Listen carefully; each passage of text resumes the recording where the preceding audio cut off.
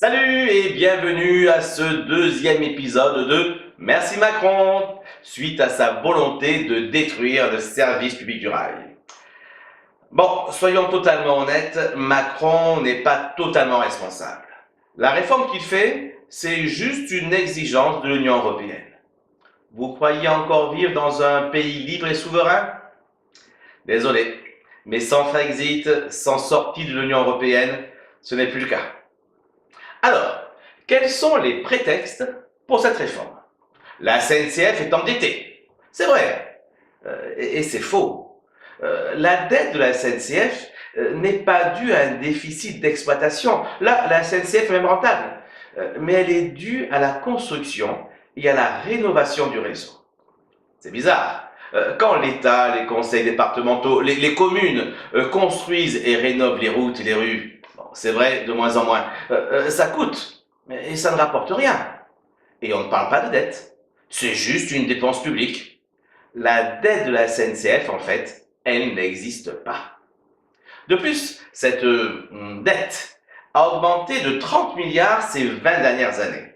Et elle va encore augmenter de 15 milliards les 10 prochaines années. C'est le Premier ministre qui l'a dit dans sa déclaration.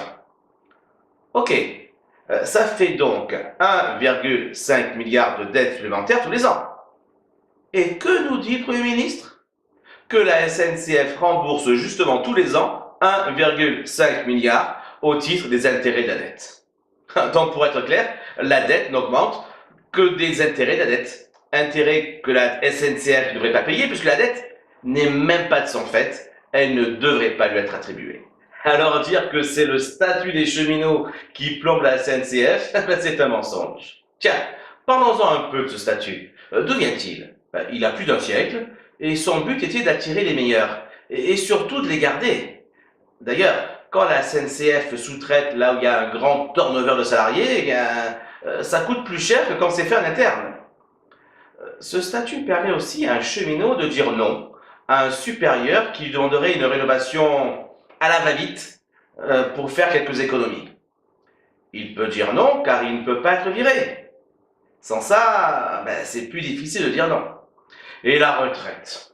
La fameuse retraite à 52 ans des conducteurs de train. C'est vrai, ils peuvent prendre leur retraite à 52 ans. Super, non? Ouais, mais si le conducteur veut avoir une retraite à taux plein, en gros, s'il veut pouvoir vivre correctement, il lui faut 42 années de cotisation. Alors oui, si le conducteur a commencé à conduire les trains à 10 ans, il peut. Sinon... Et même avec ces avantages soi-disant faramineux, la SNCF n'arrive pas à recruter.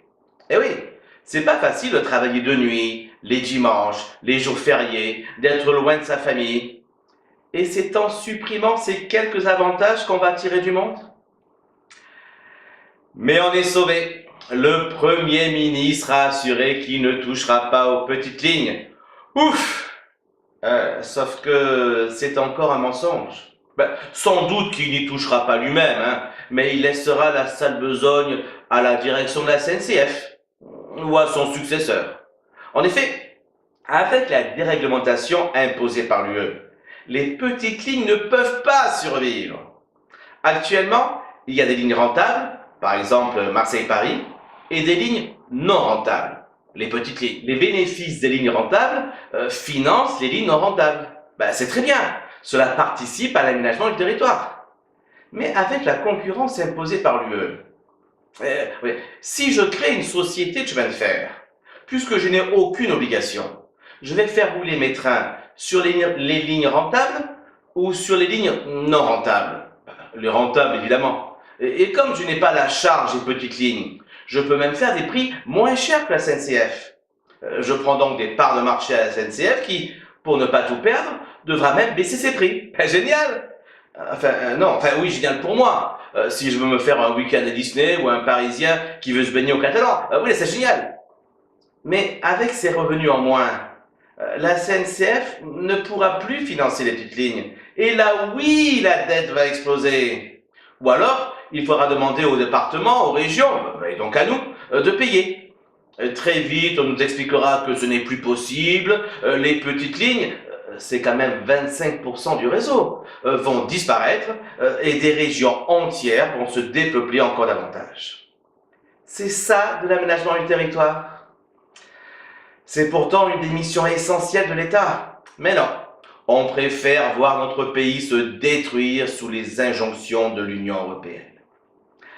Alors, merci Macron de laisser notre pays mourir pour le bénéfice de quelques-uns. Mais c'est vrai que ce sont eux qui vous ont fait élire.